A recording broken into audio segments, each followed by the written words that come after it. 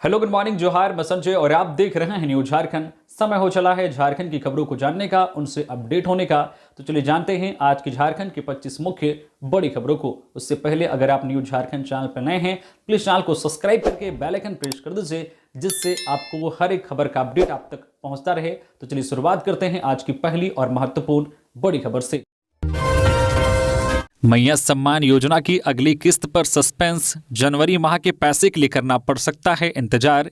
हेमंत सरकार के second inning में सत्ता की चाबी बनी मैया सम्मान योजना जनवरी आते आते विभागीय लापरवाही और लाल फीताशाही के कारण हाँफने लगी है, क्योंकि पैसे तो हैं लेकिन लाभुकों के चयन में जल्दबाजी अगली किस्त जारी होने के रास्ते में रोड़ा बनकर खड़ी हो गई है।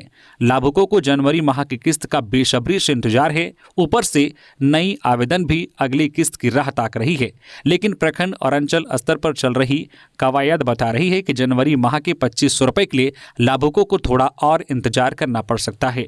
सूत्रों के मुताबिक फरवरी माह में भी पैसे मिल जाएं तो बड़ी बात होगी। अब सवाल है कि फंड होने के बावजूद जनवरी माह की किस्त जारी करने में विलंब क्यों हो रहा है। दरअसल ग्रामीण क्षेत्रों के लिए प्रखंड और शहरी क्षेत्रों के लिए अंचल कार्यालय स्तर से मैया योजना की लाभुकों का भौतिक सत्यापन हो रहा है। जांच के क्रम में व्यापक स्तर पर गड़बड़ी सामने आ रही है। सामाजिक सुरक्षा पेंशन का लाभ ले रही कई महिलाएं मैया सम्मान योजना का भी लाभ ले रही हैं। कई लाभुक तो एक से अधिक जिलों में फॉर्म भरकर लाभ उठा रही है।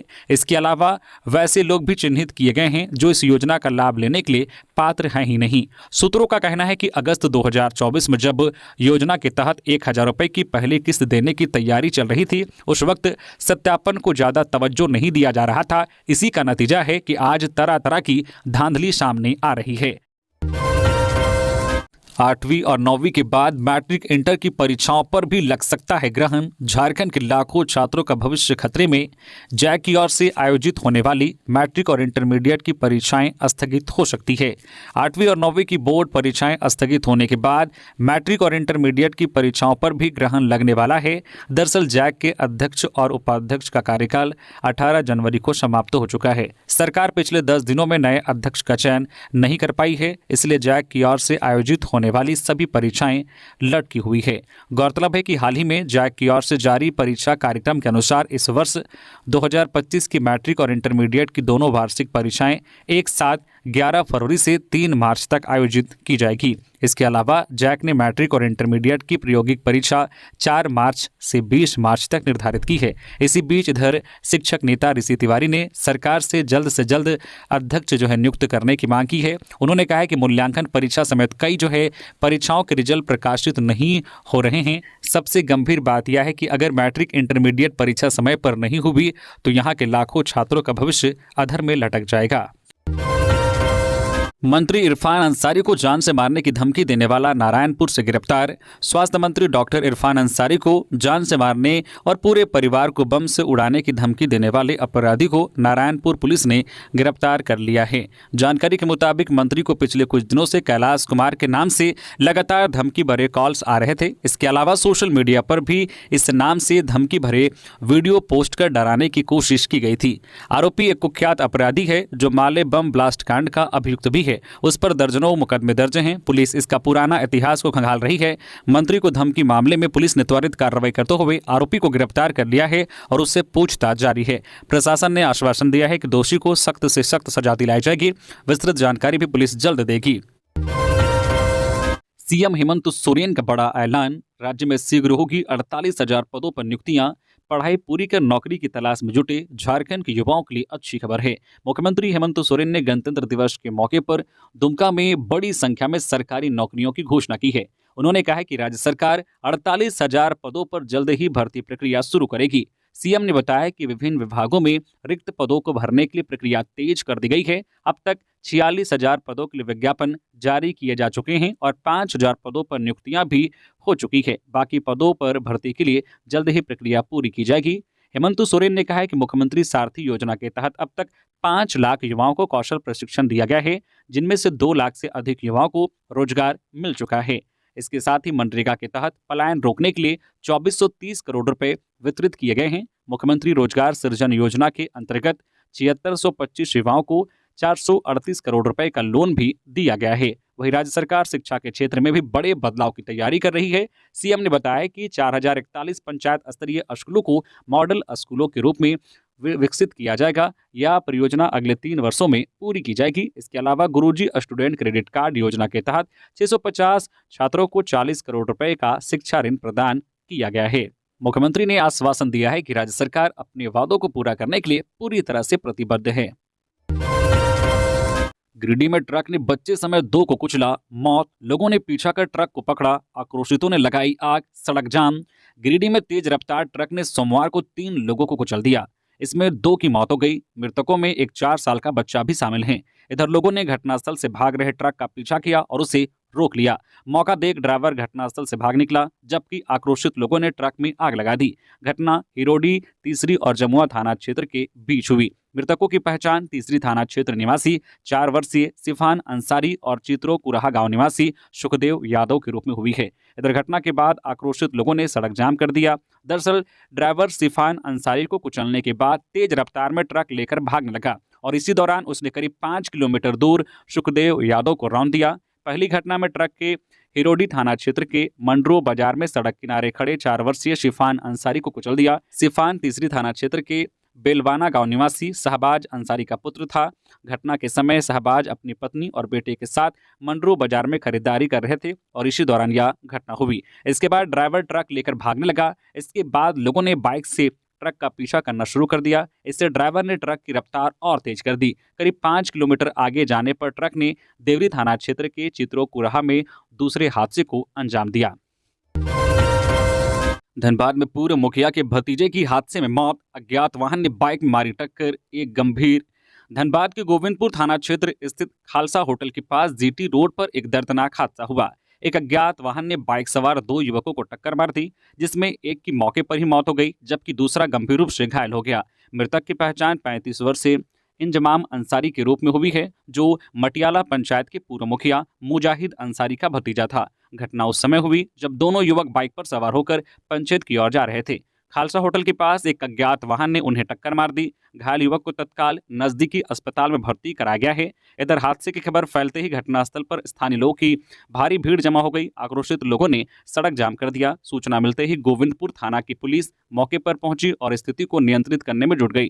पुलिस अज्ञात वाहन की पहचान और चालक की गिरफ्तारी के लिए जांच कर रही है।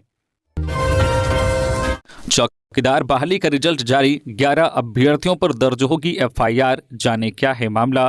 पलामू जिले में चौकीदार बहाली का रिजल्ट घोषित कर दिया गया है। चौकीदार पद के लिए 125 अभ्यर्थी सफल हुए हैं, जबकि 11 अभ्यर्थियों के विरुद्ध प्राथमिकी दर्ज करने का निर्णय लिया गया है।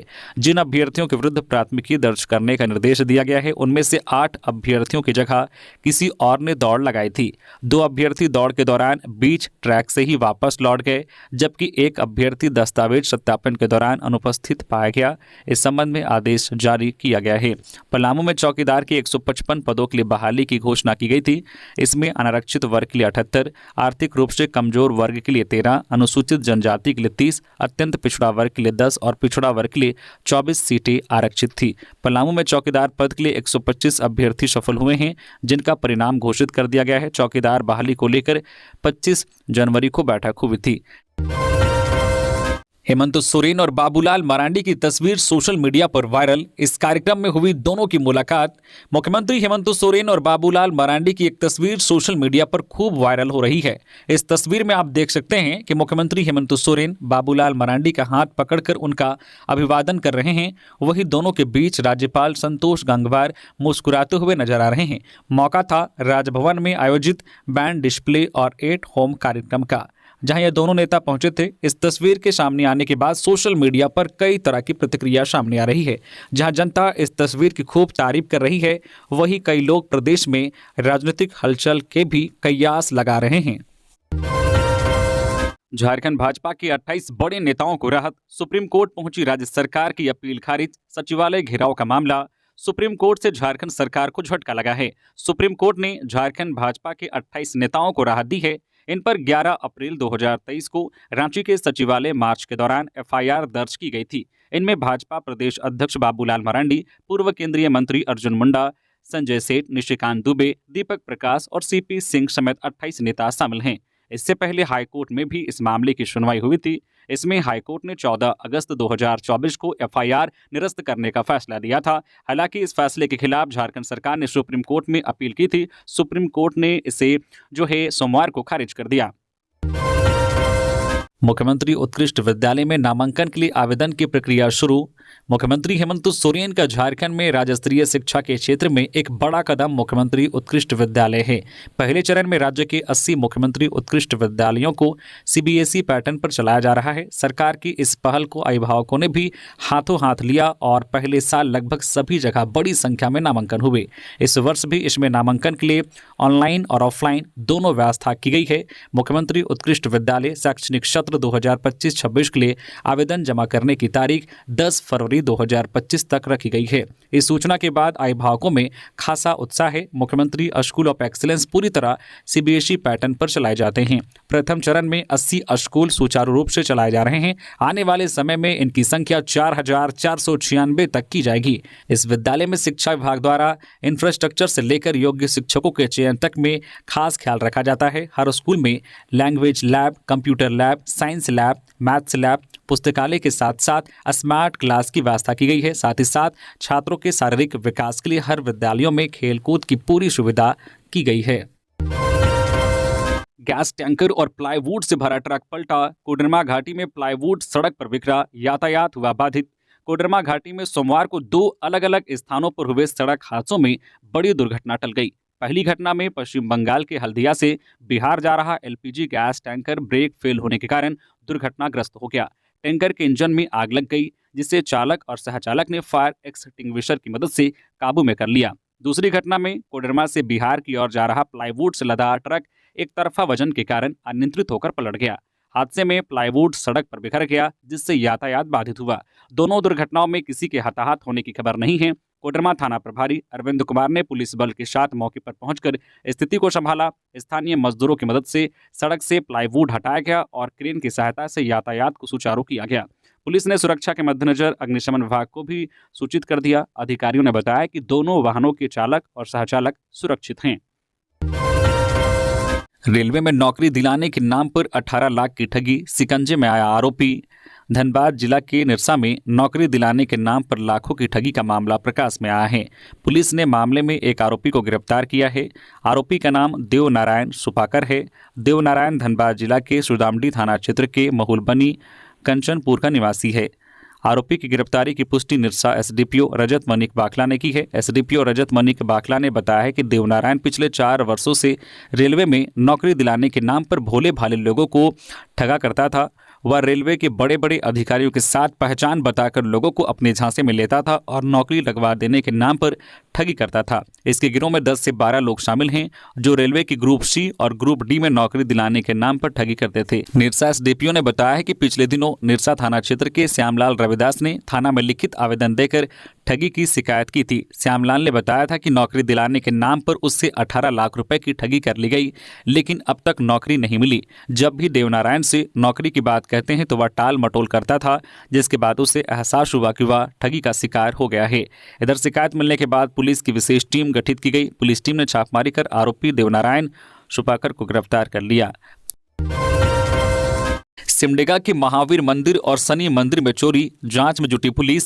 शहर के शनि मंदिर और महावीर मंदिर में रविवार की रात चोरी हुई है। सिमडेगा शहर की हृदय स्थली महावीर चौक स्थित महावीर मंदिर और शनि मंदिर से चोरों ने पूजा के सामान, मंदिर के बर्तन और भगवान शिव के श्रृंगार आदि के सामान चोरी कर ली है। जानकारी के अनुसार हजारों रुपए के सामान की चोरी हुई है। सोमवार की सुबह जब पुजारी मंदिर पहुंचे तब चोरी की जानकारी मिली। इसके बाद पुजारी ने चोरी की सूचना पुलिस को दी। सूचना मिलने पर थाना प्रभारी सह इंस्पेक्टर विनोद पासवान दलबल के साथ घटनास्थल पर पहुंचे और छानबीन शुरू कर दी।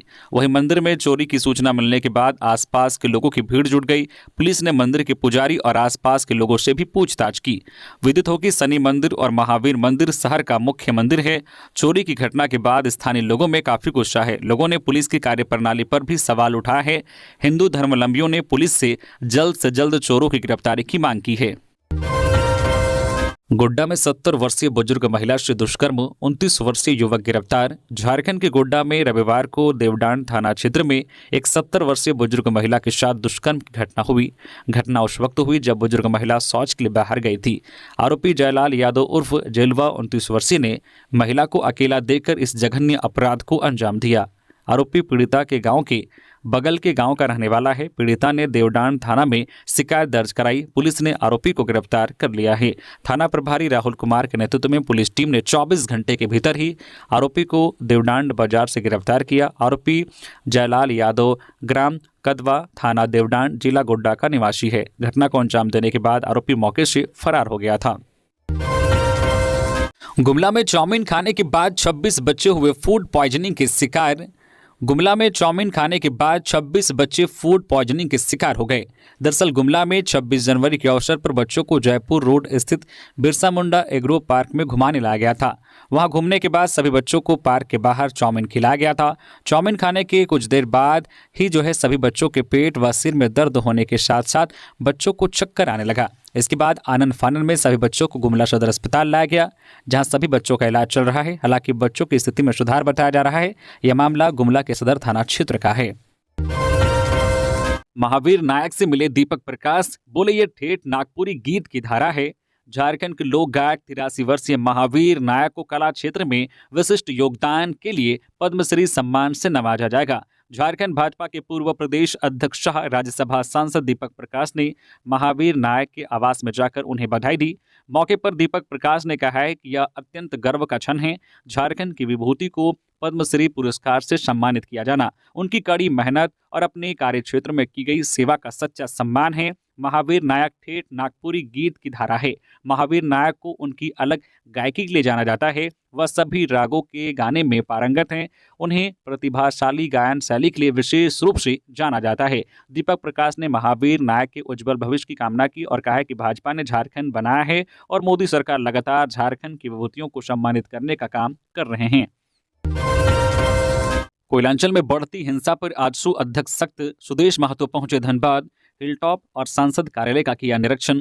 आजसू प्रमुख सुदेश महतो सोमवार को धनबाद पहुंचे। उन्होंने बाबूडी स्थित हिलटॉप, रैयत गांव, ब्राह्मण डीहा और सिनीडी स्थित सांसद कार्यालय का निरीक्षण किया। इस दौरान उनके साथ सांसद सीपी चौधरी, देवशरण भगत और स्थानीय कार्यकर्ता मौजूद रहे। उन्होंने स्थानीय लोगों और कार्यकर्ताओं से घटना की विस्तृत जानकारी ली। सुदेश महतो ने कहा है कि बीसीसीएल और असामाजिक तत्वों की भूमिका इन घटनाओं में स्पष्ट दिख रही है। उन्होंने चिंता जताई है कि पूरे कोयलांचल में यही स्थिति बनी हुई है। जहां विरोध नहीं होता वहां वर्चस्व स्थापित कर लिया जाता है और जहां विरोध होता है वहां हिंसक झड़प की घटनाएं होती है। स्थानीय लोगों में भय का माहौल है और सांसद कार्यालय की स्थिति विकराल है। आजसू प्रमुख ने कहा है कि प्रशासन की भूमिका की भी समीक्षा की जा रही है। उन्होंने इन घटनाओं को गंभीर बताते हुए कहा है कि सांसद CP Chaudhary BCCL Govindpur area 3 के जीएम से जुड़े मुद्दे को संसद में भी उठाएंगे। पहले भी एक प्रतिनिधिमंडल इस मामले की जांच के लिए क्षेत्र का दौरा कर चुका है।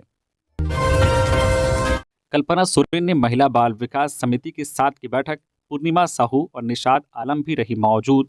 विधायक कल्पना मुर्मू सोरेन ने विधानसभा की महिला बाल विकास समिति की बैठक की। इसमें उन्होंने विधायकों के साथ विधानसभा स्थित अपने कक्ष में विचार विमर्श किया। बैठक में उन्होंने कहा कि अब सरकार के लिए महिलाओं का उत्थान और समग्र विकास सर्वोच्च प्राथमिकता है। महिला बाल विकास समिति हर कदम पर महिलाओं और बच्चों के विकास के लिए प्रतिबद्ध है। झारखंड में कब होगा निकाय चुनाव, आ गई फाइनल डेट। नेताओं के बीच तेज हुई हलचल। राज्य में लंबित निकाय चुनाव मई जून माह में हो सकता है। झारखंड हाईकोर्ट के आदेश पर राज्य निर्वाचन आयोग चुनाव की तैयारी में लगा है। आयोग को भारत निर्वाचन आयोग से मतदाता सूची के आंकड़े मिल गए हैं। इसके आधार पर आयोग के द्वारा नगर निगम, नगर परिषद और नगर पंचायत के विभिन्न पदों के लिए होने वाले चुनाव के लिए वार्डों के पुनर्गठन का काम किया जा रहा है। संभावना जताई जा रही है कि 2 महीने में वार्डों के पुनर्गठन की तैयारियां पूरी कर ली जाएगी। इसके बाद मतदाता सूची के विखंडन का कार्य किया जाएगा। इधर निकायों में ट्रिपल टेस्ट की प्रक्रिया अंतिम चरण में है। ट्रिपल टेस्ट के बाद आरक्षण का वर्तमान स्वरूप भी बदलेगा। ट्रिपल टेस्ट के आधार पर ओबीसी का आरक्षण तय होगा। निकाय चुनाव पिछले वर्ष विधानसभा चुनाव के दौरान तैयार मतदाता सूची के आधार पर होगा। हालांकि बताया जाता है कि निकाय चुनाव से पहले भारत निर्वाचन आयोग के निर्देश पर राज्य में मतदाता सूची का पुनरीक्षण किया जाता है, तो नई मतदाता सूची के आधार पर ही राज्य में निकाय चुनाव कराना होगा। बाबूलाल मरांडी ने अंबेडकर की मूर्ति तोड़े जाने पर जताई नाराजगी। आम आदमी पार्टी और इंडिया गठबंधन पर साधा निशाना। बीजेपी प्रदेश अध्यक्ष बाबूलाल मरांडी ने कहा है कि गणतंत्र दिवस के पावन अवसर पर जब पूरा देश संविधान और लोकतंत्र के प्रति अपनी आस्था प्रकट कर रहा था, तब पंजाब के अमृतसर में बाबा साहेब डॉक्टर भीमराव अंबेडकर की सबसे बड़ी मूर्ति तोड़े जाने की घटना ने पूरे देश को झकझोर कर रख दिया। इस कायराना हरकत ने न केवल बाबा साहेब के सम्मान को ठोस पहुंचाई, बल्कि भारतीय संविधान और दलित समाज का भी अपमान किया है। उन्होंने कहा है कि यह घटना सीधे सीधे आम आदमी पार्टी और इंडिया गठबंधन की नीयत और बाबा साहेब के प्रति उनकी कथित निष्ठा पर गंभीर सवाल खड़े करती है। हाथ में संविधान लेकर हर जगह घूमने वाले राहुल गांधी और हर मंच पर दलितों के अधिकारों की बात करने वाले इंडिया गठबंधन के नेताओं की चुप्पी इस मामले में शर्मनाक है। शादी समारोह में गए बुजुर्ग किसान की निर्मम हत्या। गुमला में बुजुर्ग को लाठी डंडों से पीटा, सिर पर गंभीर चोट से मौत। झारखंड के गुमला में एक दर्दनाक घटना सामने आई है। बिशुनपुर थाना क्षेत्र के ओरिया गांव के 60 वर्षीय किसान बुद्धमन मुंडा की निर्मम हत्या कर दी गई। वो रविवार दोपहर करीब 2 बजे अपने रिश्तेदार शगनू मुंडा की शादी में शामिल होने गए थे। सोमवार दोपहर करीब 1 बजे ग्रामीणों ने फोन कर परिजनों को सूचित किया कि बुद्धमन मुंडा का शव घर से लगभग 500 मीटर दूर ढोराहा के पास पड़ा मिला है। मृतक के पुत्र लक्ष्मण मुंडा ने बताया कि उनके पिता का किसी से कोई विवाद नहीं था। पोस्टमार्टम करने वाले डॉक्टर जितेंद्र कुमार सिंह के अनुसार बुद्धमन मुंडा की हत्या लाठी डंडों से की गई है। उनके सिर पर 2 जगह गंभीर चोट के निशान मिले हैं। बिशुनपुर थाना के एसआई शैलेश कुमार मामले की जांच कर रहे हैं। पुलिस शादी समारोह में मौजूद लोगों से पूछताछ कर रही है, लेकिन गांव के लोग कुछ भी बताने से कतरा रहे हैं। कोयला व्यवसायी अभिषेक हत्याकांड का उद्भेदन। रांची पुलिस ने मामले में 4 अभियुक्तों को दबोचा। बड़ी खबर राजधानी रांची से, जहां पुलिस ने कोयला व्यापारी अभिषेक कुमार सिंह हत्याकांड मामले में 4 अभियुक्तों को गिरफ्तार कर लिया है। पकड़े गए आरोपियों के पास से हत्या में प्रयुक्त चाकू जब्त किया गया है। मामले में रांची के ग्रामीण पुलिस अधीक्षक सुमित अग्रवाल ने संवाददाता सम्मेलन में बताया कि पिछले 22 जनवरी को मनोरमा देवी द्वारा अभिषेक कुमार सिंह की हत्या के मामले में प्राथमिकी दर्ज कराई गई थी। मामले की गंभीरता को देखते हुए जिले के वरीय पुलिस अधीक्षक चंदन कुमार सिन्हा के निर्देश पर एसआईटी का गठन किया गया था। टीम ने मामले की गंभीरता को देखते हुए गहनता से छानबीन शुरू की। इसके बाद महज 72 घंटे के अंदर पुलिस ने हत्याकांड का खुलासा करते हुए 4 आरोपियों को पकड़ लिया है। इनमें से मुख्य आरोपी आजाद अंसारी एनडीपीएस मामले में पहले भी जेल जा चुका है। उन्होंने बताया कि कोयला व्यापार से जुड़े विवाद में अभिषेक कुमार सिंह की हत्या हुई है। हत्या से पहले दोनों एक साथ बैठकर नशे का सेवन कर रहे थे। इस दौरान आपस में दोनों में बहस हुई और मुख्य आरोपी ने अभिषेक कुमार सिंह पर गांजा काटने वाले चाकू से लगभग 17 बार हमला कर दिया, जिससे उनकी मौत हो गई। इस पूरे मामले में पुलिस ने 4 लोगों को गिरफ्तार किया है। इनके पास से हत्या में प्रयुक्त चाकू बरामद किया गया है। हजारीबाग में महिलाओं का थाना के बाहर प्रदर्शन। सिर पर लाल रिबन बांध की तत्कालीन एसडीओ अशोक कुमार की गिरफ्तारी की मांग। हजारीबाग के पूर्व एसडीओ अशोक कुमार पर पत्नी अनीता देवी की हत्या का गंभीर आरोप लगा है। मृतका के भाई राजू कुमार गुप्ता के नेतृत्व में सोमवार को महिलाओं ने लोसिंगना थाना में प्रदर्शन किया। प्रदर्शनकारी महिलाओं ने विरोध स्वरूप सिर पर लाल रिबन बांधा था। घटना कुछ दिन पहले की है, जब सरकारी एसडीओ आवास में आग लगने से अनीता देवी गंभीर रूप से झुलस गई। उन्हें रांची के एक निजी अस्पताल में भर्ती कराया गया, जहां इलाज के दौरान उनकी मौत हो गई। मृतका के भाई ने थाने में शिकायत दर्ज कराई है, जिसमें एसडीओ अशोक कुमार पर अपनी बहन को जलाकर मारने का आरोप लगाया है। राजू कुमार गुप्ता ने पूर्व में भी गंभीर आरोप लगाते हुए कहा था कि एसडीओ के अवैध संबंध इस घटना का मुख्य कारण है। प्रदर्शनकारियों की मुख्य मांग है कि इतनी गंभीर धाराओं में मामला दर्ज होने के बावजूद अभी तक आरोपी की गिरफ्तारी क्यों नहीं की गई। उनका कहना है कि मामले की निष्पक्ष जांच होनी चाहिए और दोषियों को कड़ी सजा मिलनी चाहिए। स्थानीय प्रशासन ने मामले की जांच का आश्वासन दिया है। पद्मश्री मिलने पर महावीर नायक ने जाहिर की खुशी। कहा, राज्य सरकार लोक कलाकारों के भविष्य के लिए उठाए कदम। राष्ट्रपति द्रौपदी मुर्मू ने वर्ष 2025 के लिए जिन महान विभूतियों को 139 पद्म पुरस्कार प्रदान करने की मंजूरी दी है, उनमें एक नाम झारखंड के महावीर नायक का भी है। रांची के हटिया के एचईसी विस्थापित नायाम मोहल्ले के रहने वाले 83 वर्षीय नागपुरी लोक कलाकार महावीर नायक को इस बात की तसल्ली और खुशी है कि उम्र के इस पड़ाव में उनकी कला को सम्मान पद्मश्री के रूप में मिला है। महावीर नायक ने कहा है कि कलाकारों की कला के सम्मान के साथ साथ सरकार को उनकी आर्थिक स्थिति में कैसे सुधार हो, इसके लिए भी सरकार को जरूर सोचना चाहिए। उन्होंने कहा कि सरकार की ओर से राज्य के कलाकारों को पेंशन देने की बात कही गई थी, लेकिन आज तक वह योजना धरातल पर नहीं उतरी। जमशेदपुर में बंद फ्लैट से जेवरात और नकदी चोरी, सीसीटीवी में कैद हुए आरोपी एक एक कर घर का सामान ले जाते दिखे चोर। जमशेदपुर के परसोडी थाना क्षेत्र के दयाल सिटी के हरिकृष्ण फ्लैट में चोरों ने एक ही रात में 4 घरों को निशाना बनाकर सनसनी फैला दी। यह घटना flat number C2, C4, D1 और A3 में हुई, जिनमें जितेंद्र सिंह, पंकज तिवारी, विमल प्रसाद और अभिजीत डे के घर शामिल हैं। चोर घरों के दरवाजों की कुंडी काटकर अंदर घुसे और जेवरात व नकदी समेत अन्य कीमती सामान लेकर फरार हो गए। यह घटना उस समय हुई जब सभी घरों के सदस्य बाहर गए हुए थे। 2 परिवार शादी में गए थे, एक परिवार इलाज के लिए बाहर गया था और एक अन्य परिवार काम से बाहर था। चोरों ने इसी स्थिति का फायदा उठाकर जो चारों घरों में चोरी की वारदात को अंजाम दिया। चोरी की यह घटना सीसीटीवी कैमरे में कैद हो चुकी है। पुलिस अब सीसीटीवी फुटेज के आधार पर मामले की जांच कर रही है। बेंगलुरु में सिलेंडर ब्लास्ट में धनबाद के युवक की मौत, घर लाया गया 100, परिजनों की चित्कार से माहौल गमगीन। बेंगलुरु में गैस सिलेंडर ब्लास्ट में मारे गए 27 वर्षीय मेराजुद्दीन अंसारी का शव सोमवार को धनबाद के तोपचांची प्रखंड के खरियो गांव के भेलवा टाड़ पहुंचा। शव पहुंचते ही पूरे गांव में मातम पसर गया। पुत्र के शव को देखकर पिता सिराजुद्दीन अंसारी और अन्य परिजनों का रो रो कर बुरा हाल है। शव पहुंचने पर स्थानीय लोगों की भीड़ जुट गई। लोगों ने मृतक के परिजनों को ढाढ़स बंधाया। टुंडी विधायक मथुरा तो भी जानकारी मिलने के बाद मौके पर पहुंचे और शोक संतप्त परिजनों से मिलकर सांत्वना दी।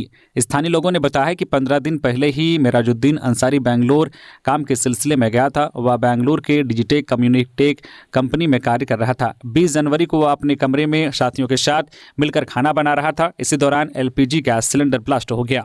हादसे में 5 लोग जख्मी हो गए थे, जिसमें मेराजुद्दीन समेत बोकारो के सिजुआ के रहने वाले 22 वर्षीय असलम अंसारी की मौत हो गई। असलम की मौत घटना के दिन ही हो गई थी, जबकि मेराजुद्दीन की मौत इलाज के दौरान हुई है। बोकारो के सिजुआ का अल्ताफ राजा, गुलाम मुस्तफ़ा और इस्माइल अंसारी के साथ एक अन्य का इलाज बेंगलुरु के स्थानीय अस्पताल में चल रहा है। हाईकोर्ट ने पूजा सिंघल के खिलाफ दायर PIL की खारिज। ईडी की जांच पर उठाए गए थे सवाल। जांच एजेंसी ने शपथ पत्र में बताई थी पूरी बात। खूंटी में हुए मनरेगा घोटाला मामले में आरोपी IAS पूजा सिंघल के खिलाफ दायर एक PIL को सोमवार को झारखंड हाईकोर्ट ने खारिज कर दिया। यह PIL अरुण कुमार दुबे की ओर से दायर किया गया था, जिसमें उन्होंने अदालत से कहा था कि जांच एजेंसी ठीक से जांच नहीं कर रही है। उन्होंने जांच की प्रक्रिया पर सवाल उठाए थे। इस मामले में पूर्व में सुनवाई करते हुए झारखंड हाईकोर्ट के तत्कालीन चीफ जस्टिस संजय कुमार मिश्र और जस्टिस आनंद सेन की खंडपीठ ने वीडियो कॉन्फ्रेंसिंग के माध्यम से सुनवाई के दौरान याचिकाकर्ता अरुण कुमार दुबे और अधिवक्ता राजीव कुमार की प्रामाणिकता को सही नहीं मानते हुए दोनों को मामले से हटाने का आदेश दिया। धनबाद में तेज रफ्तार XUV महिंद्रा ने मोटरसाइकिल को रौंदा, 75 साल के बुजुर्ग की मौत, एक घायल। धनबाद जिले के गोविंदपुर ब्लॉक में सोमवार को सड़क हादसा हो गया। इसमें 75 वर्षीय बुजुर्ग की मौत हो गई, जबकि उनका पोता घायल हो गया। तेज रफ्तार वाहन ने मोटरसाइकिल सवार को जोरदार टक्कर मार दी थी। हादसे के बाद ड्राइवर वाहन लेकर भागने लगा। स्थानीय लोगों ने कुछ दूर पीछा कर वाहन को पकड़ लिया। सड़क हादसे के बाद आसपास के दर्जनों लोग जुट गए। मौके पर गोविंदपुर पुलिस घटनास्थल पर पहुंचकर घायल एवं मृतक को एम्बुलेंस से SNMMCH भेज दिया। बरवापुर NH19 पर कोलकाता से आ रही महिंद्रा XUV 500 ने एक बाइक को जोरदार टक्कर मार दी। इससे मौके पर ही एक बुजुर्ग की मौत हो गई, जबकि दूसरा गंभीर रूप से घायल हो गया। हादसे के बाद स्थानीय लोगों ने उस वाहन का पीछा कर GT जो खड़काबाद के समीप उसे पकड़ लिया। बेहतर प्रदर्शन करने वाले टेनिस खिलाड़ी साहिल अमीन को माही संस्था ने किया सम्मानित। झारखंड के युवा टेनिस खिलाड़ी साहिल अमीन ने हाल ही में अपनी प्रतिभा का बेमिसाल प्रदर्शन करते हुए युवा टेनिस झारखंड चैंपियनशिप में सिंगल व डबल दोनों का खिताब अपने नाम कर लिया। इस जीत के साथ साहिल ने खुद को झारखंड का नंबर 1 टेनिस खिलाड़ी साबित कर दिया। उनकी इस शानदार उपलब्धि पर मौलाना आज़ाद ह्यूमन इनिशिएटिव माही और झारखंड अंजुमन की ओर से एक सम्मान समारोह आयोजित किया गया। इस मौके पर साहिल को 15,000 रुपये नगद इनाम और एक ट्रैक सूट भेंट किया गया। सरायकेला में जमीन दोज हुई 3 मंजिला बिल्डिंग। हादसे के पहले ही लोगों ने निकाल लिया था सामान, जान माल की क्षति नहीं। सरायकेला खारसावां जिले के गम्हरिया में एक जर्जर 3 मंजिला बिल्डिंग जमीन दोज हो गई। इस बिल्डिंग में 16 फ्लैट थे। घटना के पहले ही लोगों ने अपने घर का सामान बाहर निकाल लिया था। इस वजह से जान माल की कोई क्षति नहीं हुई। यह बिल्डिंग टाटा स्टील की अनुषंगी इकाई टायो रोल्स मिल के आवासीय परिसर थी। टायो कंपनी बंद हो चुकी है। इसके बाद भी इस आवासीय परिसर में वैसे कर्मी रह रहे हैं जिन्होंने अपना सेटलमेंट कंपनी से नहीं लिया है। हालांकि खतरे को देखते हुए उन्होंने सुबह ही फ्लैट खाली कर दिया था। घटना के वक्त बिल्डिंग पूरी तरह से खाली हो चुकी थी और लोग बाहर निकल चुके थे। सुबह ही लोगों ने महसूस किया कि बिल्डिंग एक साइड झुक रही है। इसके बाद 16 में से 7 फ्लैट में रह रहे लोगों ने जल्दी ही अपना सामान बाहर निकाल लिया। कुछ लोगों ने बिल्डिंग के जमींदोज होने का वीडियो भी बनाया। वही घटना के बाद टायो आवासीय परिसर में अफरा तफरी मच गई। तो ये थी झारखंड की टॉप बड़ी खबरें। इसी तरह से झारखंड की हर एक छोटी बड़ी खबर देखने के लिए प्लीज न्यूज झारखंड चैनल को सब्सक्राइब करके बेल आइकन प्रेस कर दीजिए, जिससे आपके पास झारखंड की हर एक छोटी बड़ी खबर का अपडेट आप तक पहुंचता रहे। तो अभी के लिए बस इतना ही, हमें दीजिए इजाजत, फिर मिलते हैं नेक्स्ट खबरों के साथ। धन्यवाद।